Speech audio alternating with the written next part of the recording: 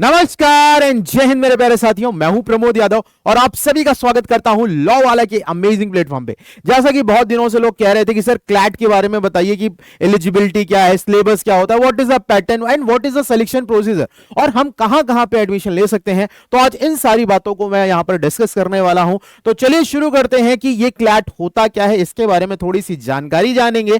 तो भाई सबसे पहली बात, तो अगर मैं बात करूं ऑल अबाउट क्लैट की बात करते हैं, तो क्लैट का फुल फॉर्म होता है कॉमन लॉ एडमिशन टेस्ट। ठीक है, अगर मैं यहां पे बात करूं तो सिंपल चीज है, क्लैट अगर मैं बात करूं तो दो तरह से होता है, यूजी और पीजी। तो हम यहां पे यूजी की बात करने वाले हैं।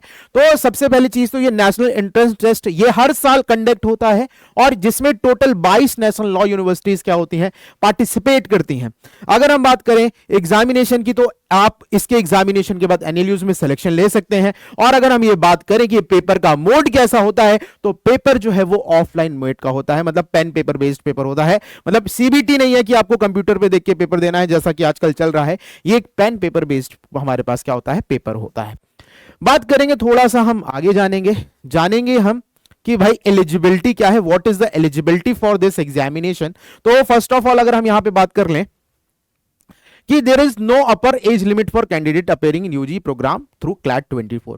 अगर आप क्लैट एग्जामिनेशन की बात करें तो there is no upper age limit, मतलब आप कितने भी साल के हैं आप पेपर दे सकते हैं। डजंट मैटर कि आपकी एज 32 हो चुकी है या आप 20 के हैं या फिर आप 24 के, डजंट मैटर, आप कभी भी क्लैट का एग्जामिनेशन दे सकते हैं। बात करेंगे आगे थोड़ा सा, candidate must secure the following minimum percentage of marks in their qualification in examination 10+2 और इक्विवेलेंट एग्जामिनेशन। अगर मैं बात करूं यहां पर एक फिक्स परसेंटेज है, इतने परसेंटेज तो आपके होने ही चाहिए कि आप क्लैट का एग्जामिनेशन क्लियर कर पाओ। तो भैया सबसे पहली चीज तो आपके 45% मार्क्स, क्या 45% मार्क्स होने चाहिए और it's equivalent grade in case of candidate belonging to general, OBC, PW, NRI and OCI categories. 40% marks or equivalent case in the candidate belonging to SC ST categories। अगर आप जर्नल कैटेगरी से हो, OBC से हो या PWD से, तो आपको मिनिमम 45% स्कोर करना ही पड़ेगा आपके 12th एग्जामिनेशन में। और अगर आप एससी या एसटी कैटेगरी से बिलोंग करते हो then you have to score 40% marks in the 12th examination. इतना तो आना ही पड़ेगा, इतना नहीं लाओगे तो भैया तुम क्लैट के लिए एलिजिबल नहीं हो, क्लैट का पेपर नहीं दे पाओगे। ठीक है ना। आप देखो यहां पे लिखा हुआ है candidate who may appearing for the their qualification examination in March and April 2024 are also eligible. ठीक है ना, also eligible to appear for the CLAT 2024 examination, however they shall be required to produce an evidence of their passing the qualifying examination at the time of admission, failing which they shall lose their right to considered for the admission। अब देखो इसका मतलब क्या है, मैं तुम्हें एक चीज बता दूं। अगर आप अपीयरिंग हो, जैसे सपोज आपने 12th के अपीयरिंग है, मतलब आप पेपर देने वाले हैं मार्च अप्रैल 2024 में, तो भी आप इसका फॉर्म भर सकते हैं। ठीक है ना, तो भी आप इसका फॉर्म भर सकते हैं अगर आपने इसका फॉर्म भर दिया। और आपको एक एविडेंस देना होगा कि भाई हाँ आपका रिजल्ट आया, रिजल्ट के बाद आपको ये रिजल्ट बताना होगा कि हाँ आप पास हैं या फेल हैं। अगर आप फेल हो जाते हैं तो you are not eligible for CLAT examination. मतलब आप क्लैट में अगर आपने क्वालिफाई भी कर लिया होगा तो आप डिस्क्वालीफाई हो जाएंगे, बिकॉज आप 12th पास आउट नहीं हुए होंगे। तो फर्स्ट ऑफ ऑल आपको क्या करना है, अगर आप अपीयर हो चुके हैं, अपीयरिंग है, तो आप फॉर्म भर सकते हैं। नो इश्यूज, कोई इश्यू नहीं होने वाले हैं। बात क्लियर हुई कि नहीं क्लियर हुई, बस आपको पास हो जाना है और कुछ नहीं होना है। ठीक है ना, और जो मिनिमम क्राइटेरिया है वो तो आपको कंसीडर करना ही होगा, उसको एलिजिबल मतलब उसको आपको पार करना ही होगा। आगे बढ़ते हैं थोड़ा सा। अब इसके बाद हमने अब वही चीज चल रही है, अभी हम एलिजिबिलिटी की ही बात कर रहे हैं। The result of the qualifying examination that is 12+2 shall be submitted by the candidate at the time of admission. अगर आपने क्लैट क्लियर कर लिया है तो आप अगर अपीयरिंग थे तो आपको अपना रिजल्ट क्या होगा, एडमिशन के समय दिखाना पड़ेगा। Failing which the candidate ineligible for admission to the course they may have applied for। अगर आप 12th में फेल हो गए हैं तो आप क्या हो जाएंगे, इनएलिजिबल हो जाएंगे एडमिशन लेने के लिए। ठीक है भाई, बात समझ में आई। If more than one candidate secure an equal number of marks in CLAT examination 2024 the break of tie shall be by the following procedure and other under. देखो अब मैं तुम्हें एक चीज बता दूं, कुछ सपोज दो कैंडिडेट हैं, उन दो कैंडिडेट्स के सेम मार्क्स आए हैं, तो अब किसे प्रेफरेंस दिया जाएगा, ये डिपेंड करता है। किस पे डिपेंड करता है भाई, highest marks in the component section on legal aptitude in the CLAT 2024। भैया जिसके, अगर दो कैंडिडेट हैं उन दो कैंडिडेट के सेम मार्क्स आए हुए हैं, तो याद रखना प्रेफरेंस उसको दिया जाएगा जिसका लीगल एप्टीट्यूड में ज्यादा मार्क्स होंगे। एक तो ये हो सकता है, और हाइयर एज, और इस हिसाब से वो अपने हिसाब से भी कर सकते हैं, ऐसा कुछ नहीं है कि यही मेरे पास पूरा प्रॉपर क्राइटेरिया है, ठीक है ना। लेकिन ये जो है ये पहले इसको प्रेफरेंस पे रखेंगे, बाकी वो अपने हिसाब से देख लेंगे। तो भैया सिंपल सी चीज है, सबसे पहली चीज तो आपके लीगल एप्टीट्यूड में मार्क्स देखे जाएंगे, जिसके ज्यादा होंगे उसको प्रेफरेंस दी जाएगी, और जिसकी ज्यादा एज होगी उसको प्रेफरेंस की जाएगी, ठीक है। बात क्लियर हुई? आई होप इतनी बात आपको क्लियर हुई होगी, ठीक है। थोड़ा सा हम आगे बढ़ते हैं अब, और अब हम बात करते हैं किसकी, सिलेबस एंड गाइड की हम बात करेंगे यहाँ पे। तो भाई देखो, सबसे पहली चीज तो अगर मैं यहाँ पे बात करूँ सिलेबस की, तो the UG CLAT 2024 would focus on evaluating the comprehension and reasoning skills and ability of candidates overall. It is designed to be a test of aptitude and skills that are necessary for legal education rather than prior knowledge. Through prior knowledge occasionally may be useful to respond to question in the current affairs including general knowledge section, ठीक है ना। इतना लंबा चौड़ा passage है, कहोगे sir क्या बोल रहे हो, अभी बताते हैं, डोंट वरी।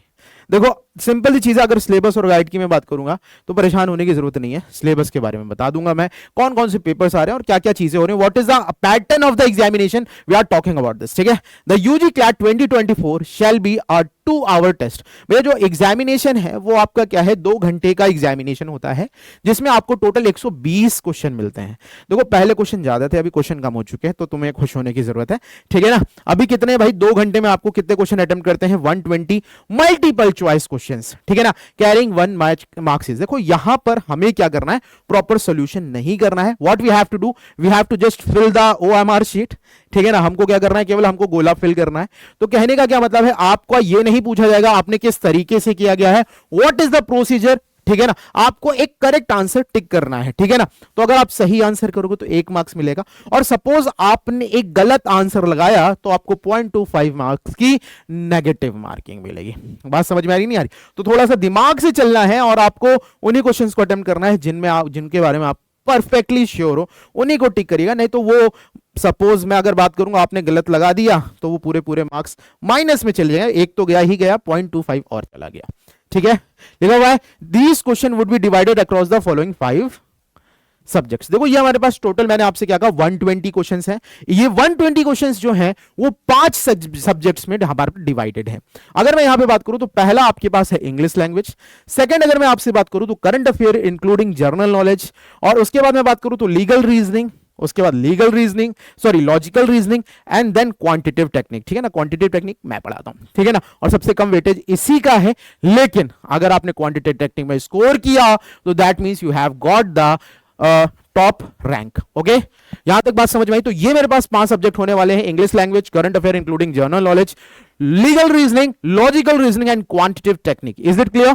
आई होप इतनी बात आपको समझ में आ गई कि आपको ये सारे टॉपिक्स, ये सारे आपको सब्जेक्ट देखने को मिलेंगे, ठीक है ना। अभी सिलेबस की बात कर लेंगे, फिर हम बात कर लेंगे वेटेज क्या है, उसके बाद हम बात करेंगे क्या कौन कौन से आपके एनएलयूज में आपको सिलेक्शन मिल सकता है, मतलब जा सकते हैं आप। बढ़ेंगे भाई आगे और देखते हैं क्या।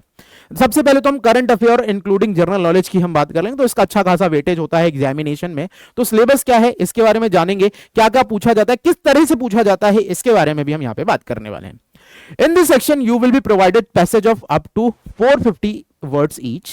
The passage will be derived from news, journalistic sources, and other non-fiction writings. The questions may be include an examination of legal information or knowledge discussed in or related to the passage, but would not require any additional knowledge of the law beyond the passage.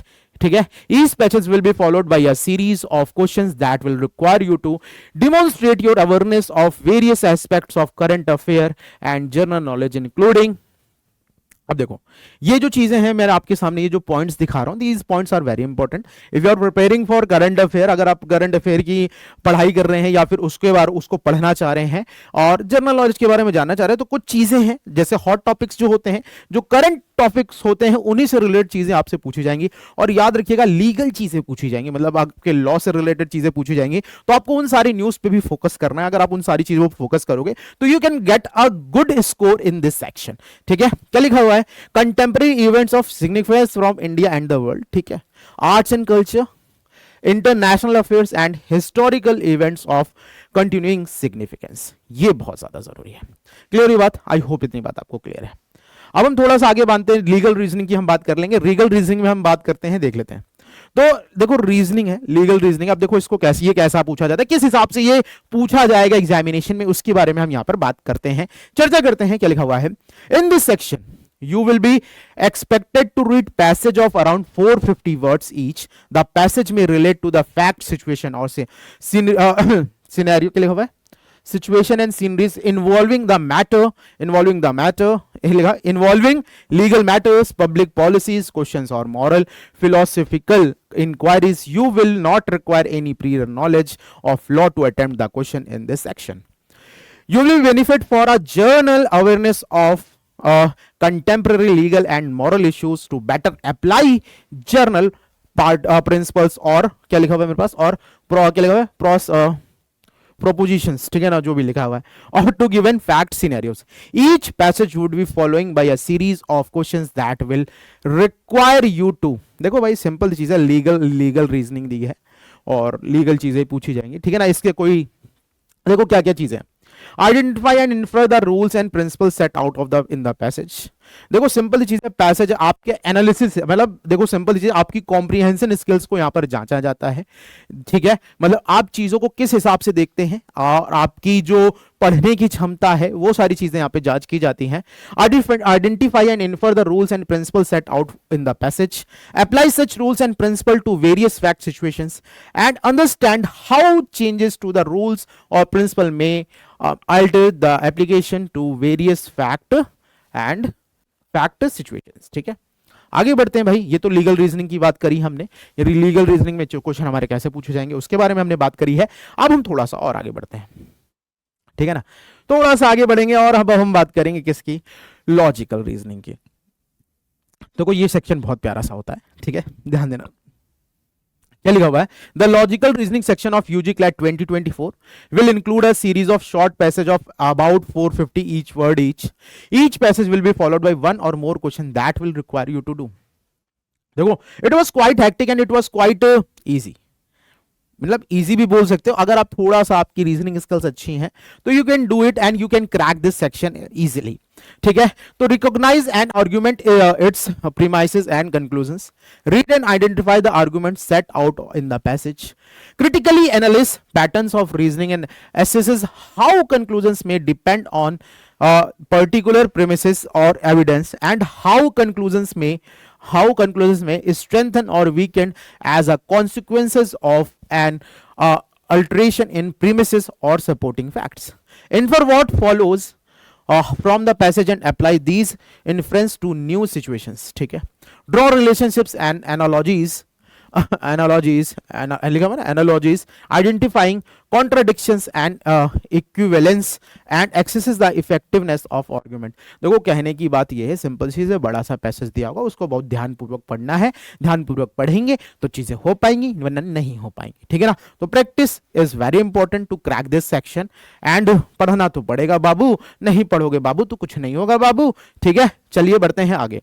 Next section हमारे पास क्या है भाई, quantitative technique, जो कि मेरा section है, ठीक है। तो इसके बारे में मैं आपको बताने वाला हूं कि क्वांटिटेटिव टेक्निक की बात करेंगे तो इसका बहुत ज्यादा वेटेज नहीं है, बट सिलेक्शन के लिए बहुत ज्यादा इंपॉर्टेंट है। क्यों? बिकॉज 10 क्वेश्चन आएंगे, मैक्स टू मैक्स 10 से 12 क्वेश्चन आएंगे, इससे ज्यादा क्वेश्चन नहीं आएंगे क्वांटिटेटिव टेक्निक से।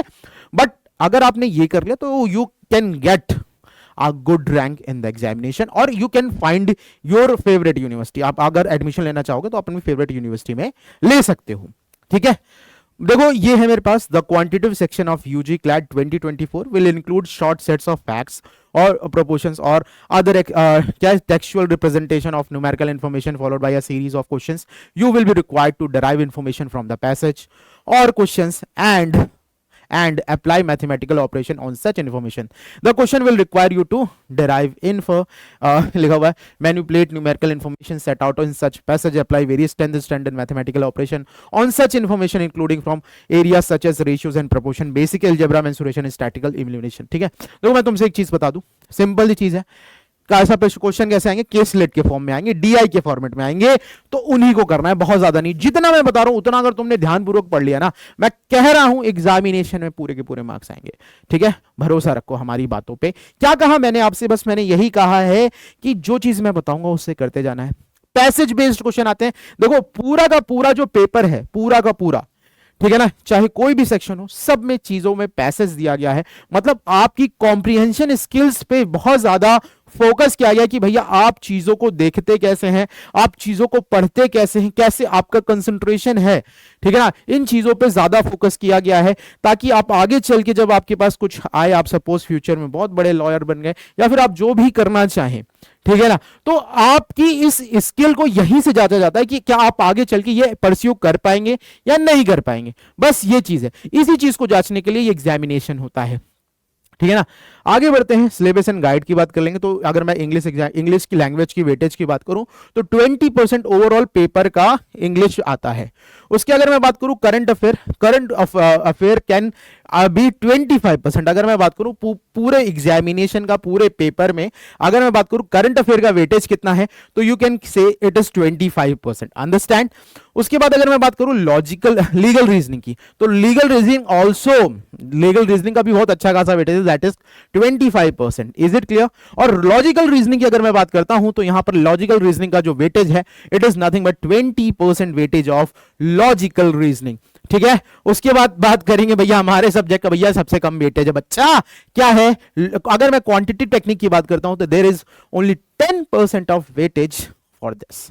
Okay, I hope you will get it. आगे बढ़ते हैं, थोड़ा सा ध्यान देते हैं लिस्ट ऑफ टॉप एनयूज की। अगर आपने क्लैट एग्जामिनेशन क्लियर कर लिया तो आपको कौन कौन सी लॉ यूनिवर्सिटीज मिल सकती हैं, उनके बारे में हम थोड़ा सा चर्चा करेंगे।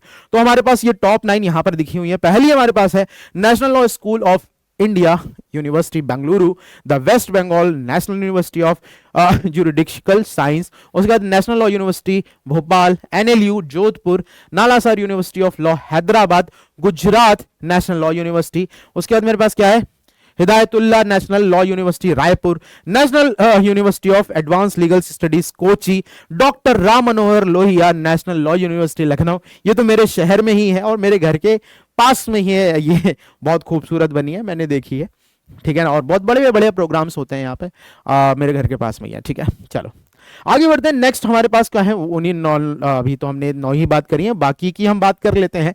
तो मेरे पास है Rajiv Gandhi, next 10th number पे मेरे पास कौन है, Rajiv Gandhi National University of Law Patiala. फिर है मेरे पास Chanakya National Law University Patna, ठीक है ना। उसके बाद है मेरे पास National Law University Orissa Cuttack, National Law University of Study and Research in Law Ranchi, National Law University and Judicial Academy क्या है गुवाहाटी, दामोदर क्या लिखा हुआ है दामोदरम लिखा हुआ है संजीविया नेशनल लॉ यूनिवर्सिटी विशाखापट्टनम। उसके बाद है तमिलनाडु नेशनल लॉ यूनिवर्सिटी, उसके बाद है महाराष्ट्र नेशनल लॉ यूनिवर्सिटी, ठीक है। तो ये टॉप एनएलयूज थी। अगर मैं बात करूं अभी मेरे पास और भी हैं, मेरे पास है Maharashtra National Law University Nagpur, फिर है Himachal Pradesh National Law University Shimla, Maharashtra National Law University Aurangabad. उसके बाद मेरे पास लिखा हुआ है धर्मशास्त्र नेशनल यूनिवर्सिटी जबलपुर, फिर doctor B R Ambedkar National Law University Rai Sonipat, ठीक है। तो ये मेरे पास 22 टॉप नेशनल यूनिवर्सिटी थी। देखो इन सारी, अगर आपको एनएलयूज में एडमिशन लेना है तो आप क्लैट एग्जामिनेशन दोगे तो क्लैट आपके पास आपके रैंक के हिसाब से डिसाइड करेगी कि आपको कौन सी नेशनल यूनिवर्सिटी मिलने वाली है, ठीक है ना।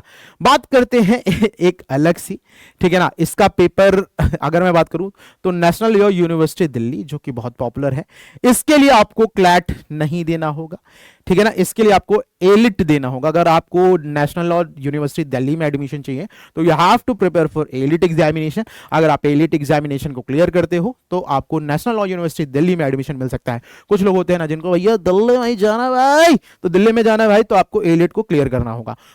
और बाकी जो मैंने आपको बताई है 22 की 22, ये पूरी की 22 नेशनल यूनिवर्सिटी के लिए आपको क्लैट एग्जामिनेशन क्लियर करना होगा, ठीक है। आई होप इतनी बात आपको समझ में आई होगी। आपको किसी भी तरह का कोई भी दिक्कत है, कोई भी परेशानी है तो आप कमेंट सेक्शन में पूछ सकते हो। और अगर आप चाहते हो कि एक एक लॉ यूनिवर्सिटी पे मैं वीडियो बनाऊं तो आप कमेंट सेक्शन में जरूर लिखना सर इस नेशनल लॉ यूनिवर्सिटी के बारे में पूरा वीडियो बना दो, तो मैं ट्राई करूंगा और बनाने की कोशिश करूंगा, ठीक है। आई होप आपको ये चीजें पता चली होंगी। तब तक के लिए tata bye bye, take care, love you, और मिलते हैं और नए सेशन के साथ। तब तक के लिए tata bye bye, take care, love you और एंड जय हिंद।